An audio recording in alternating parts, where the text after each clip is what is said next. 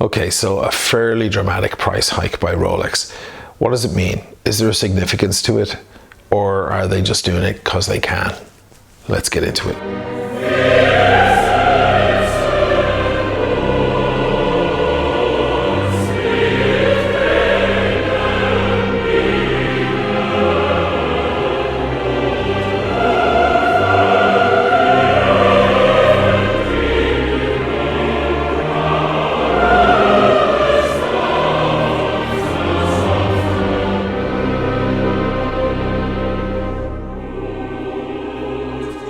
Welcome back to the Timeless Watch channel. I just made a video on Rolex's prices, outlining some of the price shifts that they made. If you want to go and look at that video, I'll leave a description below. Maybe you should go watch that so you know what I'm talking about in this video. This is kind of the continuation of that one. If, on the other hand, you just come from that video and now you're here watching this, welcome back, and I'll get into it. Before I do want to do a little, what am I wearing? Oh, look at that. This is the new Sea Dweller, the two-tone Sea Dweller. Look at this thing. Guys, I'm not one for big watches, if you know my channel well. I like a watch to have a little bit of the quiet man thing going on, but every now and then it's nice to have a piece that just, yeah, this is it. I know some of you are thinking, well, what is he doing? He's already got the two-tone sub, which looks almost identical. They're not the same watch, guys. This thing it's not just a larger head, a thicker head on the watch. This thing is a complete magnification of the Submariner. Just for shits and giggles, about an hour ago, I put on the sub, I put on the two-tone sub just to see how I felt, you know, in a comparison between the two, and I felt small. I was like, oh no, this watch up until now has felt like one of my more important, chunky, FU kind of watches. Now it feels like light and a little bit effeminate next to this. Can you believe it? What on earth am I gonna do with that? I'm gonna have to sell it now, the sub. Oh boy. Right. What are we talking about then today? Yes, I'm going to continue talking about these prices just for a minute. I don't think this is just a regular price hike. I don't think, you know, with every product in the world, not just Rolex, prices go up a little bit every year. Unless it's LCD TVs, they keep going down, you know. But with Rolex, you always get a little bit of a price hike. You know, earlier this year at Basel, you know, my Yachtmaster 40 Rhodium went up by a couple of €100, kind of quietly, like nobody noticed it much because everybody was in the chaos and the storm of, you know, the 116710 LN got discontinued, and then they brought out this and that and new stuff, and they put the Batman on a Jubilee, and that made all the big news and all the big noise. The small price hikes that they actually did on their website kind of went under the radar because they were quite small. This is a totally different thing, in my opinion. And all the models that were really, really after, the GMT Master 2, the Daytona, the ceramic Daytona, the sub and all of that, they went up, especially the Daytona, that went up almost by 10%. What does it mean? All right, so there are three theories, okay? There's three ideas that I have, all right? So the first one is the obvious one, and it's the one a lot of you guys are screaming at the screen right now. It's no big deal. They just raise their prices because they can. We're all idiots, we're all gonna pay it anyway, and they're just doing it because they can, and that's that, and there's nothing behind it. There's no reason to read into this in any way. They're just going, oh wow, people really want our Daytona, okay, let's raise the price, boom, fine. Let's get straight on to number two. If you think it's number one and you don't want to hear number two or three, just turn off the video right now. I won't be offended, trust me. Okay, so number two.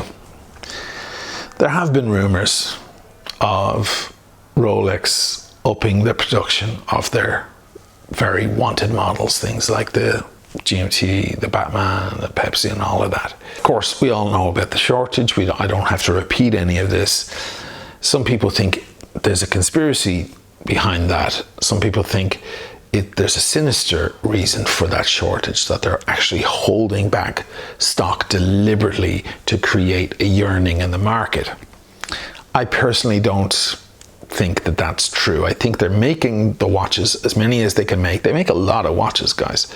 They put them out and we just buy them, and that's it. Now they're sold out, and then that's that. And they're like, okay, they're sold, and okay, we'll get back to you when we make more. I think that's pretty much what happens.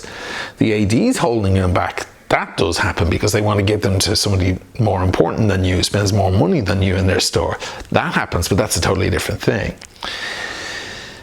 Let's say that the rumors are true, that they're trying to up the production, that they've added a couple of floors onto their manufacturing buildings or whatever, or they've hired more staff to try and up the level of output. Okay, let's say that that's actually about to happen. Do I think it means there'll all of a sudden be Submariners and GMT Pepsis in the windows of the ADs? No, I don't. I think we're miles away from that. That's not happening anytime soon. But let's say that, you know, the average AD, instead of getting one Submariner in every month, goes up to 2 or 4. I mean, they'll disappear immediately because, of course, people want to buy them. But that's 4 guys on the streets who didn't have to go to Watchfinder or Joma Shop or eBay or, you know, Chrono, instead of 1. Okay. They might be saying, okay, we're going to up our production. You really want our watches that bad? Okay, great. We'll make more. We'll put in the extra hours, the extra effort. We'll hire more people. But in return, you got to come in our direction too. You got to pay us more. Got a problem with that? Well, apparently you don't, because you're willing to pay crazy money on the grey market. People are paying double or over double for a ceramic Daytona. It's completely nuts. So Rolex are looking at that going, well, if that guy is willing to pay 25 G's for a watch we're selling for 12, let's just make him pay 14 and buy it from us, maybe, if he can, but we'll make it more available to him. I mean, Daytonas going through an AD are extremely rare. If you have one coming into an AD per month, that will already be way, way, way more than I've seen in my local AD, you know? It's a little bit of a slap in the face for a lot of consumers, because it's like, well, now we're going to make you pay almost 10% more for that watch that you really want, because we know that you want it. But when you think about it, it's not as large a slap in the face as the grey market is giving you. The grey market is walloping you across the face with a price of 25 G's in some cases. Absolutely nuts. So, you know, people seem to be happy being slapped in the face, right? There's a sadomasochism going on here between the purchaser and the retailer. So maybe Rolex are saying, well, look, if you guys want to get slapped in the face, how about we slap you in the face instead, just a little one, instead of the enormous wallop you're getting over the head by nutters like Watchfinder, okay, and Joma Shop. So perhaps this is them saying, okay, we'll come in your direction, but you got to come in our direction, and let's all be a big happy family together again. Perhaps that's what's happening. Now, will that mean the bubble is about to burst? No. The bubble bursting is when you see a Pepsi in the window and they can't sell it, or they offer it to you at a 10% discount. That's the bubble gone, okay? Because if you have ever noticed a bubble, when it bursts, it disappears. That's a bubble bursting. A bubble deflating slightly is a different thing. And that could be what they're trying to control and they're trying to manage in the best way they can. Theory number 3 is this. Rolex are a luxury brand. They're a brand of prestige. You give a Rolex to someone who turns 40. You give a Rolex to someone who is retiring from the firm after 30 years with the firm. You give a Rolex to a guy who just got his master's degree in university. It's a moment. It's a big moment. I just mentioned Die Hard there over the Christmas, and I was like, what watch do they mention? Ellis. By the way, somebody said it was Ellis. Yeah, that's right. He says, you know, show him the watch. It's just a token of our appreciation for everything she's done for the firm. It's a Rolex, you know. He does that whole thing. But that's exactly what it is, isn't it? You're supposed to open the box and go, oh, wow, you know. It's supposed to take your breath away a little bit. Now, lately, because of all this madness over mechanical watches that's been booming over the past few years in particular, there's a lot of guys walking around with Rolexes on. Guys that don't have a flashy car or a large house or aren't celebrating any, you know, particular moment in their life. There's a lot of regular dudes walking around with Rolexes. That's great. They absolutely have the right to do that if they have the money to drop on one. Of course, a lot of those are stainless steel sports ones. Because why? Because they're 7,000, 8,000, 9,000. It's much easier to buy one of those than to buy a $30,000 or $50,000 watch. I've said it before, I'll say it again. The reason why everybody wants them is because they're cheaper. That's why. Because a dude has saved up his $9,000 and now he wants to buy himself a Rolex. I was just in the AD picking up this, and in the window they had a white gold Daytona for like 40 grand or something. Of course it's in the window. You don't exactly have guys lining down the street to buy that watch. Why? Because it's 40 grand. Most dudes can only muster up 7, 8, 9,000. That's why most of you guys out there who have Rolexes have them. Be honest. They're just cheaper. Now, if you have every Tom, Dick and Harry walking around with a Rolex on his wrist, how are Rolex expected to keep their prestige? How is it supposed to be a special item if you're at the office and the guy in that cubicle over there has a Rolex and the guy in that cubicle over there has a Rolex? What's so special? The Rolex is supposed to be on the wrist of your boss, and then he gives you one because you're about to retire from the firm.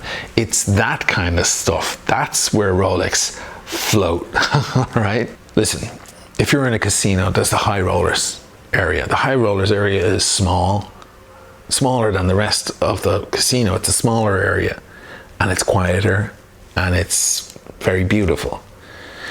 And it's reserved for the guys who are going to put down 100 grand on the table. The rest of the casino is for all of us filthy mutts who want to throw down our 30 bucks and hope we come in, you know, at 35 to 1 or whatever on the roulette table. If we all go over and crowd into the high rollers area, then what guy is going to go in and drop his 100 grand there? I mean, he's not going to do it. It will no longer be a high rollers area. This whole thing is supposed to be a prestige thing. The moment you take away the prestige, guys, the bubble, everybody talking about the bubble. The moment the prestige of a Rolex disappears, it's gone, it's over. You won't be able to give one away. It's all about the prestige of that name, that brand, and the secrecy of the whole thing. It's all about that. Once that's gone, this whole thing is over. I may as well shut down this channel. We can all go home. They have to maintain that. Now, maintaining that could mean, you know, it could be probably maybe like being in a popular band. You have your fans. You want your fans. You want your fans to love your music. But if they run after you down the street, you have to run away. You know, you have to. If you see 12 screaming girls running toward you because they want a piece of you, you can't run toward them or stay where you are. You have to run away for your own safety. You know, otherwise they'll tear strips off you, literally, and there'll be nothing left of you. That doesn't mean you hate them. That just means you're trying to protect yourself. Okay, there's my metaphor for Rolex. We are all the adoring fans. We're the stalkers. We're the loons waiting outside their hotel room. That's what we are. That's us. We want to know what they're doing, what their prices are going to be, what's the next move.